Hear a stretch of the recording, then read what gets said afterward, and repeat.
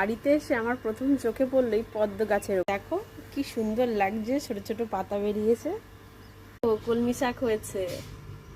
বাজার থেকে কলমি শাক এনেছিল না, ওই ডাঁটাগুলো আমি বসিয়ে দিয়েছিলাম জলে। এই দেখো কি সুন্দর কলমি শাক হয়েছে, খুব তাড়াতাড়ি বাড়ে। 4 দিনে এত বড় গাছ হয়ে গেছে। আর এই দিকটা দেখো, বৃষ্টির জল পেয়ে পুরো সবুজ হয়ে উঠেছে গাছপালাগুলো, সতেজ। কুমড়ো গাছের পাতাগুলো দেখো কি বড় বড়, ডাইনোসর পাতা হয়ে গেছে। পেঁপে গাছেও ফুল এসেছে, দেখো কি সুন্দর লাগছে পেঁপে গাছগুলো দেখতে। সব গাছগুলো দেখতেই খুব সুন্দর লাগছে।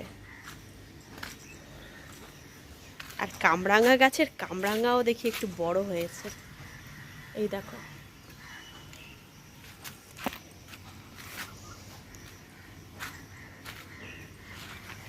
পুঁই শাক থেকেও নতুন দেখো কত লত বেরিয়েছে পুঁই শাকের, এদিক ওইদিক ছড়িয়ে ছিটিয়ে আছে।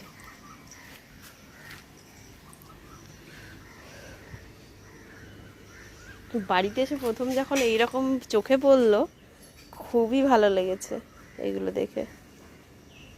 যাওয়ার আগে গুনগুনের বাবা কিছু লাল শাকের দানাও ছড়িয়ে দিয়ে গেছিলো। দেখো এখন লাল শাক গাছগুলো দেখে কি সুন্দর উঠেছে এই ড্রামটায় আর এই ড্রামটায়। এই ছোট ছোট ড্রামেও দিয়েছিল, সেখানেও উঠেছে।